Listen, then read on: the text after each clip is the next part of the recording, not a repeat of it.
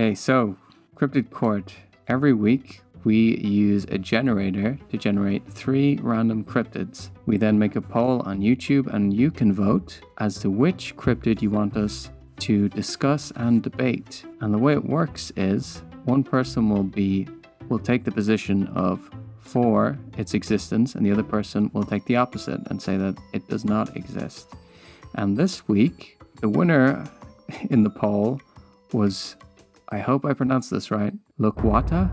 That sound good? I think it's more like Lukwata.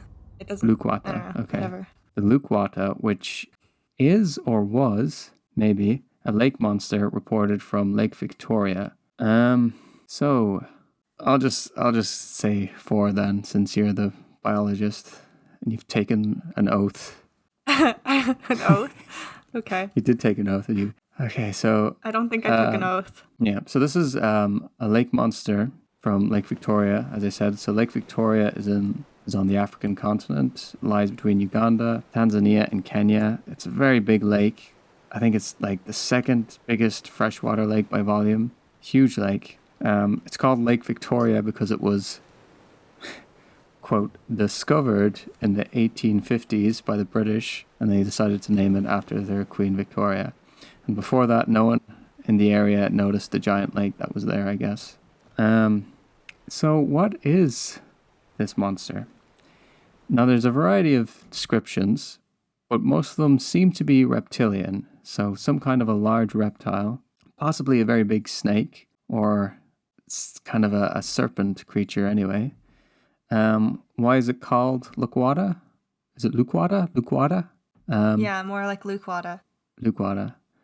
It's not entirely known. A lot of the investigation was done by Bernard Heuvelman, who was pretty much the father of cryptozoology. He, I think he coined the term in the 1950s. He wrote a book, In Search of Unknown Animals. He was a Belgian-French zoologist. So a lot of the sightings and info come from work that he did. He tried to figure out the etymology, why it was called this. There are some kind of weird explanations, like it was just someone trying to say in English, look at water, which he thinks is he thought was ridiculous and probably not true. Apparently, the Lu part could signify giant in Ganda, although it could just be a generic term for like monstrous animal. You're smiling. Have I said something wrong? No.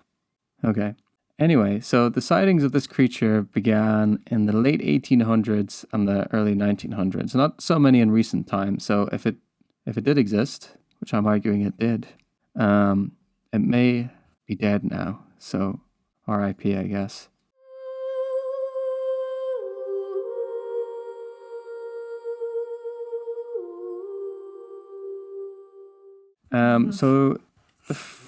So a lot of these sightings, I guess the records come from the British who, I don't know, were interviewed by Mr. Heuvelman.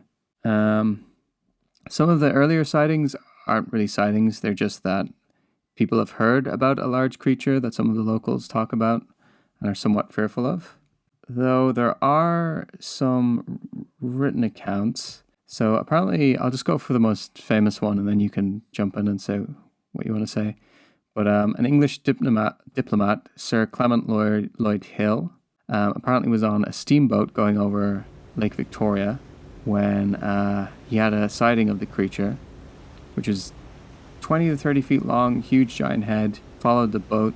There's different accounts, but in one of them, it tried to attack, it tried to pull someone off the boat before swimming away. But yeah, he that's probably one of the more famous ones. There's a few more sightings. I don't know. Do you want to jump in and say anything? I've been talking a lot. Are you just going to go over all the sightings? No, I'm just pointing them out to say, people seem to have seen something. Yeah, so a lot of the accounts are from people who other people have said were reliable and wouldn't make something up just for sensationalism. Yeah, so that was Hill's account, actually. Yeah, I'm thinking that maybe Lukwata is just something like, obviously the people have a myth. It's a mythological creature in their religion. Whatever, it's a folktale. And so when they see something big on the lake, no matter what it is or what it looks like, they'll say, oh, it's a Lukwata. It's just a handy explanation for something weird happening on the lake. So I'm going to say that there isn't a creature Lukwata. It's just sometimes there are big snakes, sometimes there are big fish.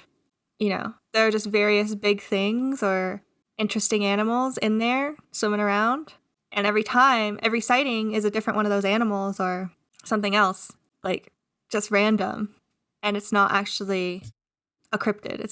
There's nothing to be found because it's just a handy explanation. That thing was a Lukwata. Let me push back on that point a bit and ask then, why is there no more recent sightings? Why is it there was like a time period where there was a bunch of sightings and then it stopped? If it's just any big thing on the lake, maybe people got less superstitious and they learned more about science and they see animals and now they say what they are. So before they were seeing the animal, but they didn't know what kind of animal it was?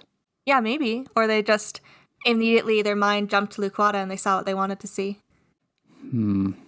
Or in the case of the British people, they don't have this myth. So they're like, oh, what's that thing? They ask a local person. The local person says, oh, you must have seen a Lukwata, because it's their myth. Versus now, people have studied it, so. In some cases, but some are first-hand accounts. If I could go, I want to talk about one more sighting really quick. This is from Major A.J. Ward of the King's African Rifles. So, this account is actually from his wife. So both of them apparently saw a 20 to 30 foot long humped animal on the shore that swam into the lake. I have a direct quote, but it's a bit long. I'll just read it really quickly. This is what the wife of the major said. As my husband and I approached the pier of the small jetty, I saw a bizarre object coming out of the papyrus swamp at the very edge of the water, and moving away at a brisk pace with vertical movement. I described it previously. It appeared to have a head like a snake and appeared black. It seemed to be very long and must have been extremely wide. I would say, roughly speaking, thickness must have been that of an average thigh, perhaps 2 thighs pressed together. It moved with rapidity and could be partly in and partly out of the water at the same time. It made straight for the center of the lake. I think must have been resting among the papyri when we disturbed it. Okay, so why couldn't that just be a snake? Well, maybe it is a kind of snake, but it wouldn't be a known snake if their description is accurate. It couldn't be a snake that we already know about? Why? Well, first of all, it's too big. And second of all, they said it swam with a bit of it. Where does it say? It moved rapidly and could be partly in and partly out of the water at the same time. Doesn't it sound like it's undulating up and down? Well, because the on the cryptozoology fandom thing about Lukwata, it says several explanations. Which story is this by? Who is this by? It doesn't give the name of the wife. It was Major A.J. Ward. Wait. Oh. Director of wife 1960. Well, no, T. Coxon's wife. Sorry. Anyway, some of the explanations have been African rock pythons, African soft-shell turtles, and a giant catfish. So it could have been a giant catfish. Okay, but how can it be a catfish if it's seen resting on the shore? This thing, for example, like I said, people see what they want to see or what they're expecting to see. The Wikipedia page also says the description could have been subconsciously influenced by accounts of the lake monster. People have already heard about it. They've heard about it from the locals. They've heard about it from the accounts written by the British people of the area. And then they see something and they go, oh my gosh, is it the thing? And then they look for the evidence that supports that. I mean, I guess, but I don't see why then it would stop all of a sudden. Like if you look at that phenomena around like anywhere else, it persists to like modern day. Well, maybe people just got tired of it. I don't know. Have there really been no sightings? A lot less. There apparently, I don't know how accurate this is, but I read somewhere that after a new dam was built, there was a couple of new sightings, possibly 2014. All I'm saying is... Well, maybe you can explain it by all the big animals that were previously... maybe you could just say that all the big animals that were previously living in the lake they can't survive anymore or something happened to them, like, or they're just less frequent. The pythons, the big catfish aren't getting as big anymore. Anything. Like, there could be a lot of explanations besides, oh, we don't see it now and we did see it then, so it must have been real then. But picture this, right? So at this time we have new or newish people moving to these areas and discovering them, in quotation marks. And I presume, this is a time where they're increasing probably industrialization, and hunting is a big thing, and habitat destruction to make way for countless things. If a large creature did live in the area, all of these things would be like, these are like top of the list things that can lead to extinction, like habitat loss or loss of a prey species or less of a prey species. So I'm just wondering if it's possible that maybe there was another kind of, let's just say snake, but not the Central African rock python, maybe something even larger, darker in color, that lived around the lake, that on some occasions could be a little bit aggressive, probably not very often, and that in the late 1800s to early 1900s, maybe a handful of the last few, or maybe the last one in the area, was spotted a few times, and that maybe the locals are more aware of it because, for generations they knew they knew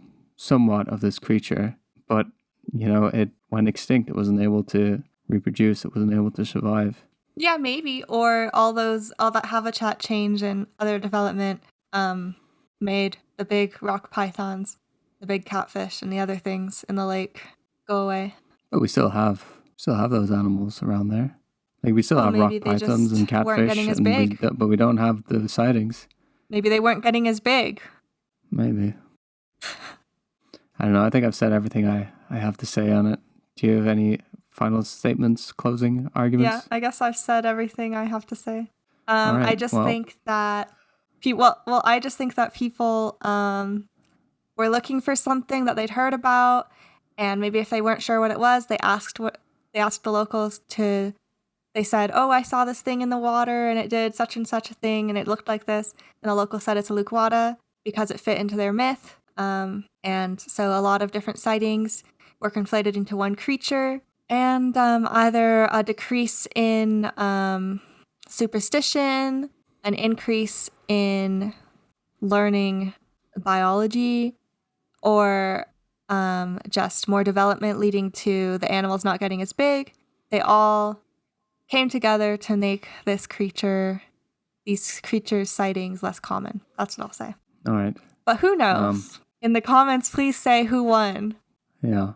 I'll take a little bit of what you're saying. I'll say, yeah, that might be part of it, but I think there's another part. But yeah, that's enough of that. So yes, please tell us who convinced you, one way or the other. Yeah. Thank you very much for watching the Cryptid Court section of the podcast. If you'd like to hear us talk more about cryptids, or species we want to bring back from extinction, or news about why orcas are attacking ships, or why gorillas are so good at overcoming trauma, and many other things, then you can download an MP3 of the full episode from the description, or you can click a link and watch the full episode right here on YouTube. By the way, we're going from one podcast a week to one every 2 weeks, just so I have more time to work on the regular videos. Anyway, thanks again for watching, and I hope you have a great day.